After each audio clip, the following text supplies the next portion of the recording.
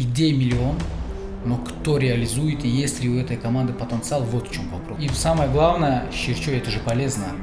Сейчас пост-ковид, все думают о здоровье, о правильном питании, молоко, ЗОЖ. да, здоровый образ жизни. Инвесторы также попадались на удочку вот этой красивой презентации молодого, перспективного, социально Хорошо активного говорящего, да. парнишки или...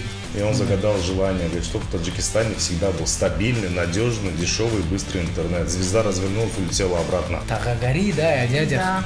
А вы думаете, на Западе нету дядей или Тагагари, или в Юго-Восточной Азии? Везде оно есть, везде оно существует, просто называется, наверное, другими словами. Со стартапом абсолютно ничего не происходит, если ничего не делать. И всем привет, это подкаст «Три медведя». Белый, бурый, панда, белый, я Искандар Мирзганиев, бурый – это Бехруз Насрединов, панда Фархот Холматов. И сегодня мне опять помогает наша замечательная, выразительная Зибота Джибаева. Напоминаем, мы говорим про коронавирус, но без паники и без истерик. Мы говорим о людях, говорим о полезных идеях и проблемах. Сегодня мы говорим о стартапах в Таджикистане. В гостях у нас генеральный директор 55 Group Равшан Курбанов. Эта компания занимается в том числе развитием стартапов в Таджикистане. Здравствуйте, Равшан. Здравствуйте, очень приятно, спасибо за приглашение. Очень приятно быть в такой суперской команде. Немножко волнуюсь. Нормально, мы тоже волнуемся. Просто. Равшан Гулматович, вот с начала кризиса, вызванной пандемией, многие стали задаваться вопросом, что будет со стартап-индустрией. И исходя из мировой экономической ситуации, но, как показали исследования, в той же Силиконовой долине, то есть вот эта стартап-индустрия вообще не просела.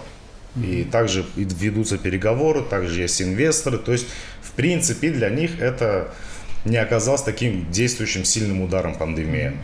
Что произошло в этом направлении в Таджикистане? Ну, можно просто Равшан, да, обращаться, чтобы Я тоже так напряг чтобы всем было это так комфортней. Ну, насчет того, что просела или не просела в Силиконовой долине и в других стартап-развитых странах, это, конечно, спорно, обсуждаемо, так как там тоже были свои побочные эффекты. И в целом Силиконовая долина сейчас, она находится ли на той стадии, когда она гремела, грубо говоря, как венчурная такая платформа. Тоже очень много дискуссий идет. Я уверен, что там тоже повлияла пандемия на все эти процессы, особенно на серьезный пивот. Пивот – это изменение, да? То есть серьезные изменения в стартапной индустрии. Все команды очень серьезно начали переформатироваться под новые реалии, там, социальной дистанции, всех вот этих медицинских новых критериях жизни в условиях пандемии и постпандемии. Что касается Таджикистана, то в первый момент был что-то вроде такой жесткий стоп-кран. Все просто-напросто остановились в ступоре, не знали, что делать. Все, кто намеревались там поддерживать какие-то стартап-проекты, быть спонсорами или партнерами, приостановили всю эту свою деятельность. Сами стартаперы так немножко ушли в тень. Первый момент это был, так можно сказать, до конца апреля, но потом произошел такой серьезный очень скачок. Все поняли то, что будущее за онлайном.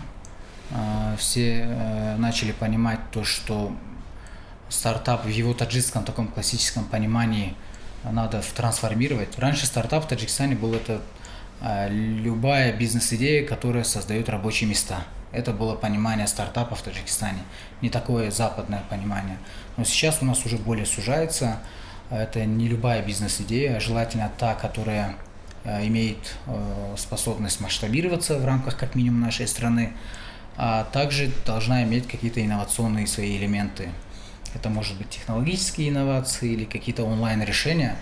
И вот во второй период произошел такой резкий скачок. Вы, наверное, наблюдаете. Все, кто пытались когда-то делать маркетплейсы, обратно схватились за свои архивы и думать, как восстановить свои маркетплейсы.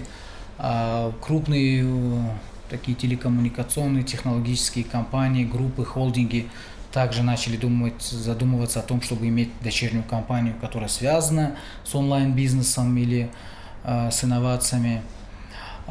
Также появились новые игроки, новые решения, особенно вот в сфере доставки, в сфере маркетплейсов и онлайн-магазинов. Практически любой бизнес, по крайней мере здесь, в столице, начал как минимум задумываться, а как максимум уже делать хотя бы какой-то фронт-элемент своего интернет-магазина или иметь возможность там оплатить онлайн через какие-то новые платежные решения. В общем, примерно вот так повлияла пандемия на Таджикистан, на стартап-индустрию, на наше стартап-сообщество. Сугубо личное мнение, примерно, кажется, было вот так. Равшан, если вам нравится некий перспективный стартап, да, то есть и вы готовы в него инвестировать, на каких условиях это происходит, и самое главное, откуда финансирование? Понятно. 55 Group, последний год-два мы занимались, тестировали, можно сказать, такие венчурные элементы инвестирования в стартапы. Венчурное понимание – это когда ты даешь не в долг, не в займ, ни что, просто даешь, от слова adventure, да, в приключения, да, входим в приключения со стартапером. Были свои выводы, уроки. Сейчас мы довольно серьезно отформатировали свою вот эту политику работы со стартапами. Мы больше уходим в управление существующими проектами, чтобы улучшить качество существующих проектов. Что касается и нас, если будут, конечно, интересные заявки, проекты, конечно, рассматриваем, но подход намного сейчас более жестче.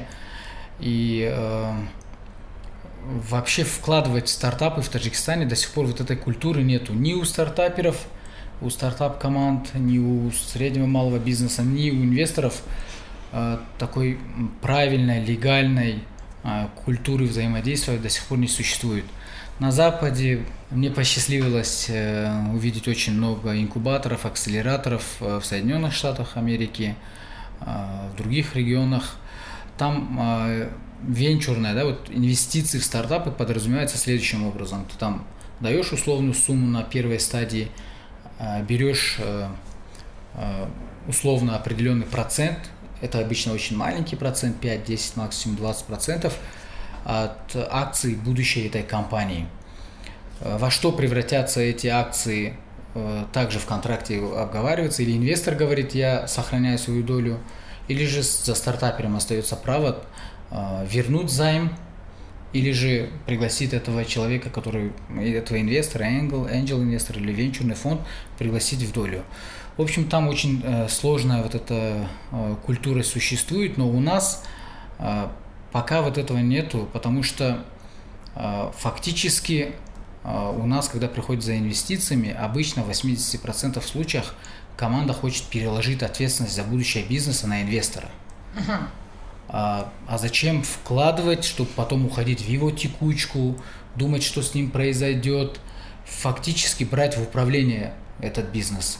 Это уже не инвестиции, да, это просто классический бизнес создавания новых каких-то компаний. Вот эта проблема у нас существует. Если конкретно к нам, возвращаясь, да, к вопросу, то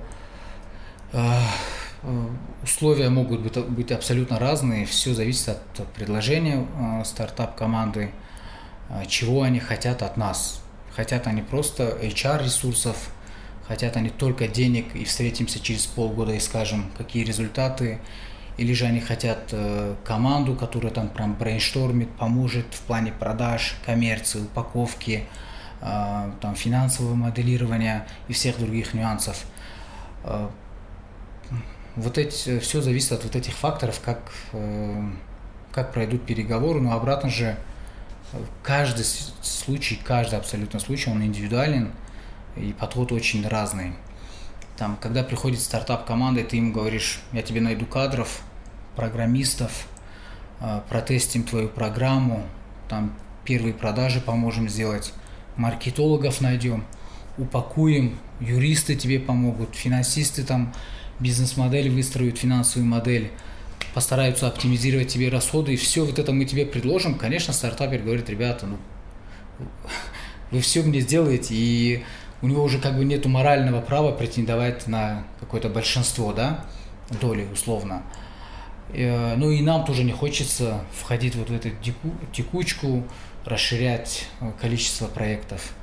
Вот палка о двух концов, все очень сложно и очень индивидуально. Ну, то есть, тем не менее, вы говорите, что вы сейчас вошли в управление проектов. Да. То есть вы фактически просто с ним как соуправленцы, что ли, соменеджеры, совладельцы уже фактически бизнеса получаетесь. Существующих проектов в рамках 55 Group модель сейчас только как управляющая компания. От инвестиций, от венчурных инвестиций мы отходим. То есть раньше вы по принципу «не зная брода, лезем в воду», Да, была да. бы идея интересная. Да. Сейчас, конечно, мы уже стараемся новых проектов не создавать, работать над качеством существующих проектов, улучшать их. То есть это сейчас все зависело от того, что вы, то есть нету в Таджикистане стартап-культуры, только из-за этого вы перешли на такую форму. Говорить то, что нету стартап-культуры, конечно, не до конца будет как бы правильно. Больше можно сказать то, что стартап-культура только на стадии формирования. Мы были что-то вроде одними из пионеров, которые развивали вот это сообщество и стартаперов, и инвесторов, и платформы создавали, на которых происходили питчи, выступления, образовательные какие-то программы. Мы были пионерами, сейчас этих игроков намного больше, они работают в этом плане намного профессионально, фундаментально. Это целые институты, там и государственная поддержка, и донорская поддержка. Таких организаций сейчас стало намного больше. И можно сказать, 55 Group свою вот эту роль выполнила. Быть одними из тех, которые зажгли, да, условно. Вы стали стартапом для стартапов. Да, мы стали стартап-платформой для стартаперов. Но изначально вы тоже как стартап были здесь. Да, безусловно, это тоже был стартап. А вот для ребят, которые собираются сделать какой-то бизнес, да, вот они замутили. Обычно же как происходит? У меня есть идея, она покорит весь мир, а как ее делать, мы уже не знаем, как вы высказались, да, они не знают. Но если они вдруг приходят, то на какие вопросы вот инвесторы хотят услышать самые ключевые ответы от вот этих ребят, у которых есть идея? Довольно такая достаточно у меня практика по быть жюри в разного рода питч-сессиях, когда стартаперы приходят, там говорят то, что они вот они сейчас скоро должны стать миллионерами, просто надо немножко помочь. Это все видишь. И главная проблема здесь в основном следующим образом ее можно сформулировать.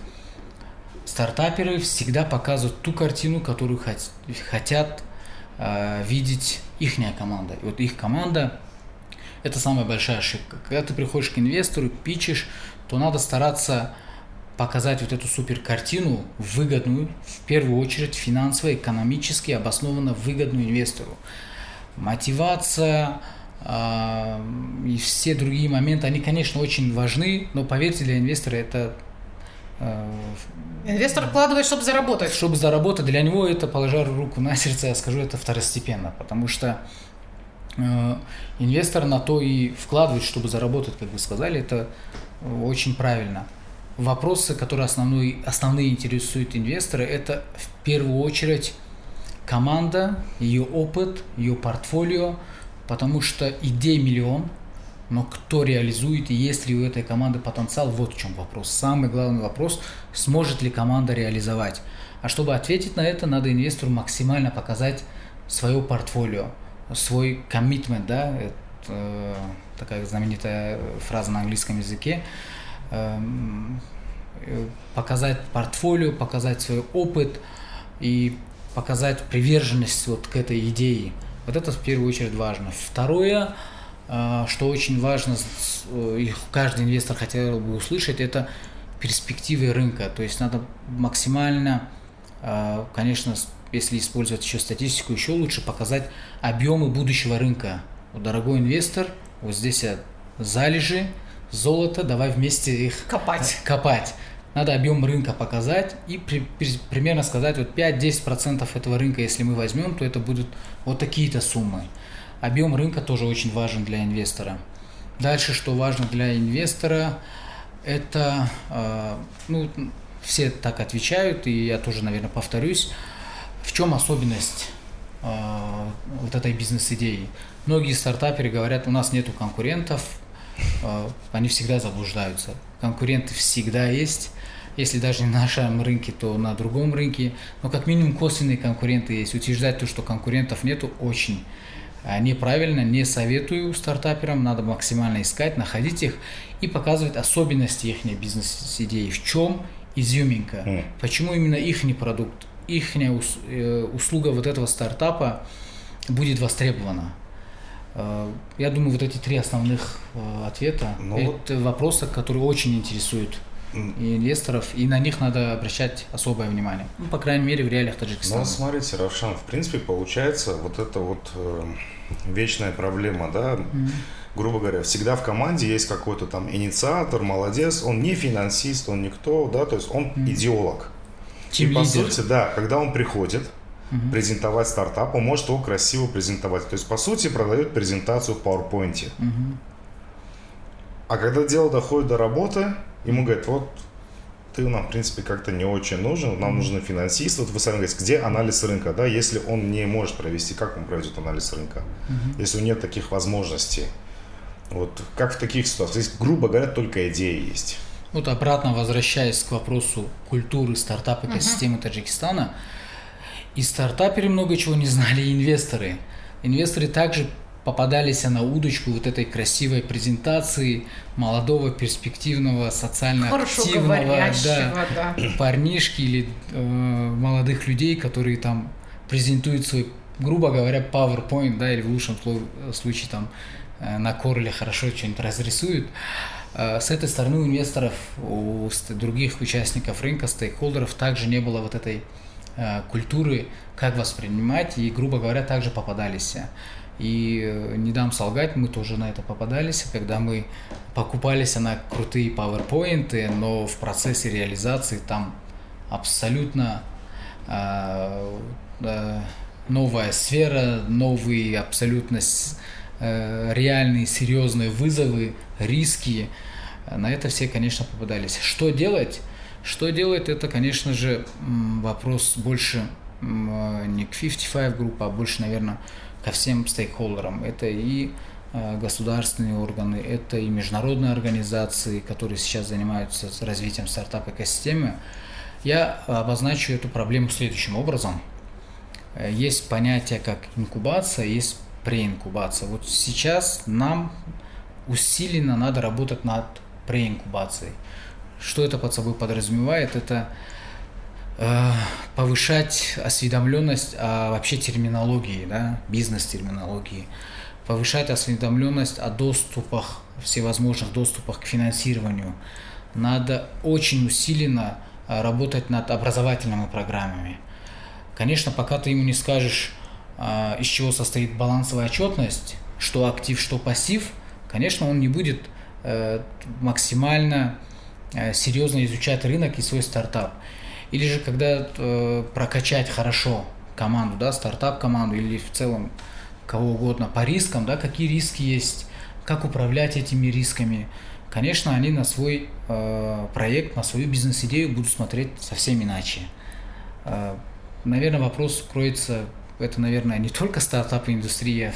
Но у нас в целом молодежи, бизнес страдает в этом, по-моему. Да, SWOT-анализ. Вопрос образования. Надо усиленно работать над образованием, максимально расширять образовательные программы, тренинги. Вот многие говорят, зачем тренинги, их слишком много, но я за то, чтобы их было много.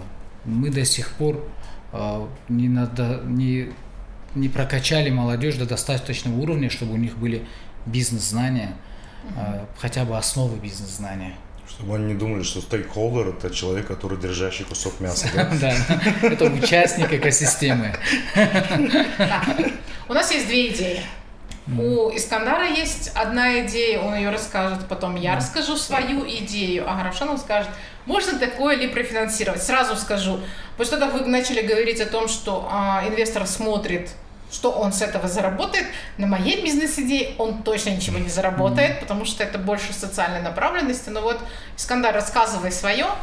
Мы у себя на сайте ЙОР и в социальных сетях выложили, у нас есть такая рубрика, называется «Бизнес-креатив». То есть мы придумываем, какие возможно бизнесы вести в нашей стране, красиво упаковываем презентацию PowerPoint, но не говорим, как это делать. Ну, конечно, в голове это есть, но у нас нет таких ресурсов, чтобы начать это делать. И одна из идей была, она дико взорвала наши социальные сети, интернет. Идея заключалась в следующем. Просто создать не кофешоп, ну, можно назвать кофешоп, но где будет щерчой. Щерчой. Щерчой на вынос. На вынос. На вынос. То есть там разные варианты. То есть мы берем систему Subway, где ты выбираешь, какая начинка тебе нужна. Я даже не выслушаю, точно выстрелит. Дальше. Вот. Дальше. И суть в этом. И там были ребята, которые писали, вот мы хотим это открыть. Было бы здорово, мы хотим это все открыть, да? Почему бы и нет? Точно выстрелит. Я сейчас уже так прогнозирую, думаю. Вот мы с вами часто раньше встречались в кофейне по утрам, да? Вот мы такие люди, которые любили пить кофе по утрам, посидеть, подумать часик до работы. И мне тогда еще в голову идея пришла, почему бы не сделать щерчой? Это же и завтрак, и питье, то есть ты можешь взять его с собой, идти пить. Хочешь соленый, хочешь с орехами, хочешь сладкий с карамелью. То есть вариантов много, и это аутентичный бизнес Таджикистана, который может развиваться дальше, потому что щерчой также есть свои виды. Это в Индии можно открывать смело, в Афганистане. Ближний Восток, да, то есть, Средняя Азия. То есть эта идея выстрелит. Твоя идея выстрелит. Теперь я озвучиваю свою точно идею. выстрелит. Нет, подождите, После эфира поговорим. Хорошо, почему выстрелит? Вот чтобы понимание было. Вот с точки зрения инвестора, вот вы услышали сейчас меня? Да. Опять же, я вам просто сказал, без цифр, без статистики, без ничего, я сказал. Минимум конкурентов. Да. Б. Очень серьезный демент, очень серьезная потребность у населения в кафешках, в заведениях, где можно попить чай, кофе, пообщаться. Большая потребность, а предложений очень мало. Зайдите в наши кафешки по утрам, их пару пересчитать просто буквально на миллионы Душанбе, 5-6 кофеин с утра, это просто минимум. Плюс у нас очень много молодежи, студентов. Это ихнее заведение, студентов, наверное, 1100, я, конечно, не знаю, но очень серьезная потребность. Вот эти два фактора уже однозначно говорят о том, что, скорее всего, выстрелит. Ну и ценовой диапазон будет меньше, я так думаю, если правильно поставить все. Если сделать на вынос, если сделать разнообразие, если это скомбинировать с другими блюдами, если это продвигать как что-то такое наше этническое, национальное. Да. Конечно. И самое главное, щерчой, это же полезно. Сейчас пост-ковид, все думают о здоровье, о правильном питании, молоко. ЗОЖ. Да, здоровый образ жизни. Так что ЗОЖ. Я думаю, у щерчоя меньше минусов, чем у кофе. Чисто субъективное мнение. Я честно скажу, я ни разу в жизни не пил щерчой. Да. Иди, главное, толкай. Нет, по одной простой причине. Я не переношу горячее молоко. То есть я люблю всю молочку, но холодную. Горячее, прям даже запах не могу переносить. Поэтому... таких единиц здесь, так да. что да. Теперь я рассказываю свою, идею. Будут продавать айс с щерчой. Айс с щерчой со льдом. Вот эта тема. Айс с щерчой с мавизом. Нормально. Со льдом. Супер. Да, тема. Так, а моя идея возникла во время пика прям пандемии в Таджикистане, когда люди собирались очень много волонтерских групп, и все начали раздавать СИС, горячее питание для врачей, искать средства индивидуальной защиты и так далее. И тут я поняла, что некоторые волонтерские группы бьются в одни и те же двери. И мы даже стали обсуждать с программистом, а можно ли сделать такую платформу, где, например, утром врач, я не знаю, или детский дом пишет заявку, мне сегодня нужно столько-то средств защиты. К этому приложению подключены все волонтерские группы, все видят это сообщение, и одна говорит, я сегодня выполняю вот эту заявку. Как только тот, кто оставил заявку, помечает галочкой «выполнено», это тоже видят все. То есть и получается, что волонтерские группы работают не с одной только больницей, например, а максимально охватывают. Не с одним только детским домом, например, не с одним только ребенком, если это перевернуть на благотворительность. То есть вот таким образом можно будет консолидировать всех, собрать в одном месте, и чтобы все видели, что вот все, кто нуждался сегодня в какой-то помощи, они ее получили. Либо не получили, значит, мы это делаем завтра. Это такое я говорю, это только социально, на этом ты точно не заработаешь. Постараюсь прокомментировать идею. Обратно возвращаясь к вопросу, что первичнее, там, яйцо или курица, также про стартапы всегда спорят, что важнее, идея или команда. Однозначно команда, я это уже отмечал. Также и вот про эту стартап-идею. Вот эту идею, о которой вы только что сказали, я, наверное, уже 5-й или 6-й раз от разных организаций, групп, лиц слышу, но вопрос в команде, кто реализует. Многие говорят, но никто не реализовал, так и не смогли полноценно реализовать. Я знаю, в Худжанде, кажется, уже начали над софт-решением. Мы с ними тоже говорили, с ребятами, с программистами с Худжанды, я говорила, и с волонтерскими группами, которые здесь. Вполне возможно, они донесли мою идею вам. Может быть, у них это просто, может быть, информационное поле сработало с земли. Если немножко отойти от вопроса, то в первую очередь большая благодарность всему вот этому волонтерскому сообществу, гражданскому обществу, да, которое очень серьезно мобилизировалось вот в этот период. Для меня было очень приятно видеть то, что мы очень сплоченная, дружная нация, и все вместе смогли помочь и врачам, и больным. Очень серьезно мы смогли преодолеть. Это реально был такой тест для нашего общества. Преклоняюсь перед всеми волонтерами, организаторами, кто организовывал эту работу, всем, кто спонсировал, помогал. Была проведена просто широчайшая работа. Что касается вашей идеи, это однозначно социальное предпринимательство, но и это тоже можно продать. Продать тому инвестору, для которого важно иметь социальный элемент в своем бизнесе.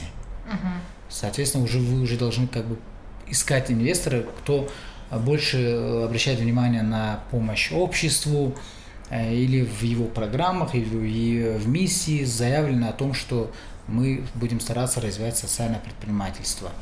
Так как инвестор не всегда же ищет выгоду материально-финансовую. Если у него, у этой компании или у этого физического лица инвестора увеличится количество подписчиков за счет вот такой акции, а если awareness о бренде этой компании увеличится, это же тоже выгода, которая в дальнейшем тоже трансформируется в материальный капитал. Правильно надо донести суть идеи. Что касается самой идеи, она очень правильная, очень нужная. Я хотела бы вернуться все-таки к такому проекту, как Стартап-Стан. То есть вы о нем много говорили, вы делали очень много, а что с ним сейчас? Стартап-Стан — это тоже был стартап-проект, и мы попытались создать платформу такую региональную, которая объединяет все стан-государства, да, в нашем регионе, на которой можно было бы обмениваться стартап-идеями, платформа для поиска инвесторов. В основном у нас там были такие две большие воронки. Это когда международные какие-то стартапы могли бы войти в стартап-стан регион, и наоборот, когда здесь кто-то выстрелил, мог бы через стартап-стан показать себя всему миру. К сожалению, ни регион, ни мы сами не до конца были готовы к такой единой общей платформе. До сих пор такой общей платформы нету. И пока, можно сказать, этот проект на такой более, можно сказать, паузе. Сейчас мы не хотим терять этот бренд и планируем, это только планы, создать сеть коворкингов под брендом Стартап-Стан. Сейчас у нас вот такие планы. То есть это никак не связано с пандемией? Это потому что просто пока не рассчитали это силы, возможности рынка? Силы, и потом Кыргызстан очень серьезно продвинут в IT-индустрии. Узбекистан только теперь входит в стартап понятие. Казахстан очень развитая стартап-индустрия с точки зрения финансирования и государственного, и частного. И мы, где очень много крутых креативных команд, где очень серьезный человеческий потенциал. Видите, какое разнообразие? Да. И соединить это на одной платформе очень сложно. То есть, нам не дотянуться пока. Вот я думаю, что и до Казахстана, и до Кыргызстана войти с нашим интернетом. Но зато у нас самые крутые молодые ребята, команды. Я встречался, был во всем регионе. Человеческий потенциал у нас просто громадный. Ну, это радует. та мотивация, которая есть у нашей молодежи, нет в регионе. С тем рвением, которым они стараются защитить свои проекты, искать инвесторов, падают, встают и дальше идут, такого нет. Надо согласиться, что мы, если и уступаем там в IT-индустрии, но в человеческом капитале мы выигрываем на голову. С такой поговоркой, как голь на выдумку, хитра. Вот я только хотел сказать, что мы более, английское слово wild, более такие жизнестойкие, дикие, нам нужно более, это сделать. Более mature, английское слово. То есть мы не расслаблены, мы такие голодные до открытия, до всего, до бизнеса, поэтому рвемся. Вот это есть, надо это признать, так что везде есть свои плюсы и минусы. А вот коронованные стартапы. Многие стартапы сейчас, наоборот, выстрелили. То есть они были никому не нужны до определенного момента, до пандемии. Пришла пандемия, и, например, американский стартап Zero запустил Beyond Back. Бесплатное приложение для работников, которых сократили, люди, которые сидят дома. То есть в этом приложении можно было отследить за своим местом на работе, сохранять отношения со своим начальством, либо находить новые работы. То есть они просто создали такую платформу, приложение, где можно работать, где можно найти работу. То есть у нас как-то изменилось это направление? То есть, может быть, у нас, например, были стартапы, которые не шли, а потом с появлением пандемии вдруг они выстрелили? Однозначно, такие короновые стартапы у нас есть. В Фейсбуке, в социальных сетях видно, как они сейчас очень массированно пиарятся, рекламятся. И вернусь, наверное, отметил то, что два направления стартапов, это маркетплейсы и службы доставок, очень серьезно смогли выстрелить в период пандемии и постпандемии. Все, кто имел хоть какие-нибудь идеи с маркетплейсами, сейчас поднимают свои архивы, работают, стараются.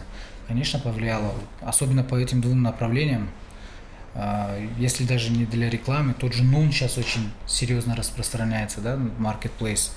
Биор, я не знаю, кто это, с Китая какой-то парнишка, вложился, купил машины, и все это делает. Другие, Шефтеджи, все эти... У нас в гостях был Магнитеджи, на тему общались. Магнитеджи, у меня было их приложение, я там пару раз заказал и думаю, все, больше в жизни не буду заказывать. Но во время пандемии начал пользоваться Магнитом. То есть все маркетплейсы, онлайн-магазины, службы доставки в Таджикистане, они благодаря пандемии смогли реализоваться и найти свою нишу. И более того, закрепиться на рынке. Вообще, то есть нельзя сказать, что все, пандемия прошла, и люди не будут пользоваться доставкой онлайн. Это дело привычки, то есть если все ты уже привык, подсели. Да. Не было бы счастья, да несчастье помогло. Умный так город. точно. Да, я примеры тоже хотела привести пример британского проекта Navinio. Ребята делали проект по геолокации своих сотрудников. То есть ты мог просто отследить, кто чем занимается на рабочем месте. В конечном итоге с приходом пандемии проект был направлен на то, чтобы медперсонал мог отслеживать, кто чем занимается, и если свободны руки на данный момент, то есть когда тебе не нужно искать медсестру, ты просто смотришь, где она свободная есть. Вот эти просто такие примеры, которые взяли и вот так вот повернули. В принципе, я хотела сказать про подкаст. Мы вообще хотели делать подкаст на другие темы, если честно. И тут пришла пандемия, и мы решили говорить о коронавирусе, но вот уже в том, как он отразился вообще на нас, на идеях, на людях, потому что стали возникать новые совершенно идеи, люди иначе взглянули на все. Это супер просто. Стартапы, которые так или иначе были связаны с геолокацией, они смогли вовремя, во время пандемии изменить свою бизнес-модель, и они сейчас очень интенсивно используются в плане отслеживания социальной дистанции и контактов. То есть тот же стартап, который был связан с отслеживанием сотрудников, если нормально настроить функции, то можно, если кто-то заболел, то просмотреть историю, с кем он контактировал последние 7 дней, и этих людей отправить на изоляцию, условно. Вот такие. Его можно еще и по-другому использовать. Там отследить любовниц мужа, например. Да, мягко говоря. Где ты был, дорогой? Раз мы подошли к государству, тогда такой вопрос. А вот смотрите, государство, вообще, стартап это что? Наукоемкий бизнес, правильно? То есть там больше мозгов, нежели каких-то действий. Технологий. То есть не копаешь, а думаешь. Государство наше готово поддерживать такой наукоемный бизнес, стартап? И если поддерживает, то каким образом? Однозначно готово, и очень много инициатив есть, государственных программ. Я знаю о том, что идет серьезная работа над улучшением инвестиционного климата, над созданием проектов, законов, которые улучшат условия для среднего и малого бизнеса, для стартаперов. Есть государственная программа поддержки предпринимательства до 2020 года. Более того, вот эта инициатива о создании государственного бизнес-инкубатора с 5 филиалами, да, это очень серьезный государственный проект. Это все говорит о том, что государственные органы максимально стараются создать условия для того, чтобы стартап-индустрия развивалась, средний и малый бизнес развивался. То есть государство готово помогать, чтобы все у нас развивалось. Готово и помогает. Никаких преград. Мы все вместе, да? А тогда другой вопрос. Вот год назад на площадке, на сцене Go-Viral вы выступали. Даже не вы, а ваш сын рассказал анекдот про таджикский интернет. Когда, я напомню, Афанди наблюдал, как падала звезда, и он загадал желание, говорит, что в Таджикистане всегда был стабильный, надежный, дешевый, быстрый интернет. Звезда развернулась, улетела обратно. Да, я помню про это. Вот как развивать эти стартапы, когда у тебя с интернетом такая проблема? Что с ним делать? Интернет – это боль, наверное, всего бизнеса Таджикистана.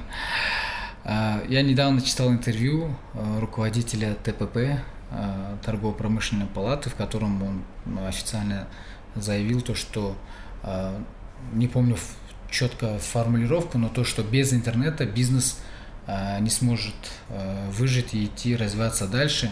Полностью поддерживаю эту позицию. С интернетом и с его ценой, и с его качеством у нас, конечно, проблемы есть, проблемы очень серьезные. Но вот эти преграды, которые не дают развиваться интернету и технологиям в Таджикистане, долго удерживаться не смогут. Рано или поздно, причем я уверен, что это будет в ближайшее время, вот этот наплыв онлайнизации бизнеса, наплыв инновационных решений в бизнесе. Сейчас условно практически там половина бизнеса держит свои документы в облаке. Многие используют там программы финансового, бухгалтерского учета, которые тоже как-то интегрированы, работают с интернетом.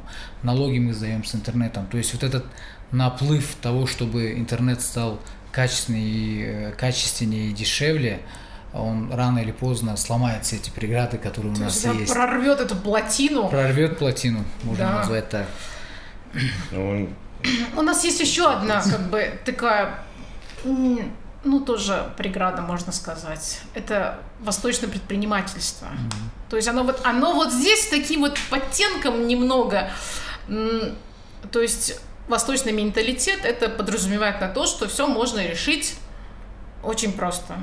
Через таго, через крышу и так далее. То есть мясничество. Да, вот как у вас там, например, даже в вашей компании. Вот возьмете вы, если кто-то попросит вас взять на работу? Возьмем или не возьмем, это, конечно, будет зависеть от того, как человек пройдет собеседование. Это однозначно, по крайней мере, под моим управлением стараемся максимально все было, чтобы гладко. Даже здесь у нас есть инновационное решение. Когда HR создает вакансию в программе, и там есть шаги рекрута, то есть сначала создается, проходит собеседование, проставляются оценки, и лица, которые принимают решение, ставят да или нет, и общий процент говорит о том, что человек прошел, взят на работу или нет. Так вот, на второй стадии, когда надо проводить собеседование, программа, это тоже инновационное решение, переходит на третий уровень, пока HR не зальет туда не менее 3 кандидатов. То есть даже вот инновационными решениями мы стараемся вот это кумовство убрать, что если говорить в целом о вот этом восточном предпринимательстве, о тагагари, да, и о дядях, а вы думаете, на Западе нету дядей или тагагари, или в Юго-Восточной Азии? Везде оно есть, везде оно существует, просто называется, наверное, другими словами. В той же Европе, на Западе это называют они более такими цивильными фразами, как networking, или они называют это you need тебе необходимо очень хорошее рекомендательное письмо. То есть это все тоже тагагари, просто в более другой форме. Это тоже существует везде. Вопрос в том, что у нас где больше вреда от этого. У нас вреда больше у нас? У нас, я думаю, чуть больше от этого, да. Что еще? Я тебя знаю, нетворкинг это таработи. Да. Рекомендательное письмо здесь должен может получить хорошее. Да. Ну, а вообще стоит ли вести бизнес с друзьями? Что касается бизнес с друзьями, с родственниками, то больше нет, чем да. Если хочешь потерять друзей, если не хочешь потерять друзей, то лучше не делай с ними бизнес. Ну, стартапы на этом и строятся многие, кстати. До поры, до времени они строятся. Если команда вовремя сможет определить, где кончается их дружба и где начинается бизнес, это очень сложно сделать, тем более у нас, в нашем менталитете, то, конечно, будет прорыв. Если вовремя вот эту границу не смогут определить, то рано или поздно вот эти дружеские отношения будут вредить бизнес-процессам. Так. До 5 часов я начальник, ты мой подчиненный. После 5 часов мы друзья, одноклассники, родственники и все остальное. Ну, у нас пока в команде горизонтальное управление. Да. То есть мы пока такую систему управления выбрали. Мы берем проекты, назначаем одного ответственного, все остальные помогаем. То есть у нас немного такая система. Мы бригада. Есть очень хороший институт KPI. Можешь собрать там друзей, кого угодно, просто каждому выставить KPI и каждые 3 месяца смотреть KPI, это количественные какие-то показатели исполнения результатов. Если смогли достичь, если ты достиг этого KPI, смог какие-то количественные показатели сделать, значит идем дальше. Если нет, то меняем. Меритократия. Меняем KPI или выгоняем сотрудника? Выгоняем сотрудника. Сотрудника, так все. Меняем сотрудника. Да. KPI такая вещь очень индивидуальная, мы сейчас внедряем ее, но очень сопротивляются? полезная. Нет, наоборот, все хотят. Все хотят. Да, все хотят. Почему так? Ну, у нас, например, мы проходили через Чтобы этот опыт. выгнать родственников и друзей. Было сопротивление. Нет, я имею в виду... Нет, сотрудникам же тоже каждому ставится KPI. И это как бы... Где вот эта грань, да, например, кому-то кажется, что KPI сильно завышенный, а кому-то кажется, он заниженный. То есть начальнику кажется, что мы KPI занизили для сотрудника, а сотрудник считает, что ему завысили, наоборот, KPI. Эта проблема существует. Да, и очень большое сопротивление просто идет снизу.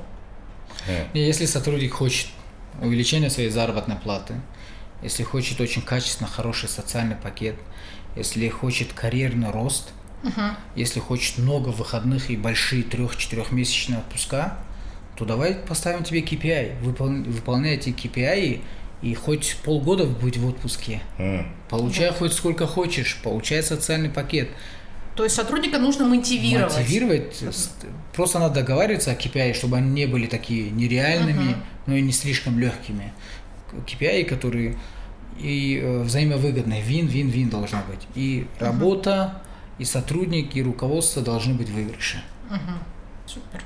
А что делать с людьми, которые, вот вы до этого говорили, приходят и говорят, я миллионером хочу стать, но мне нужно чуть-чуть. То есть вот это все выходцы, любители, можно сказать, инфо-цыган, либо там ребят, которые наслушались менторов, которые сказали, ты молодец, у тебя все будет ништяк, ты красавчик. Одно же время прям вообще бич был какой-то на это все.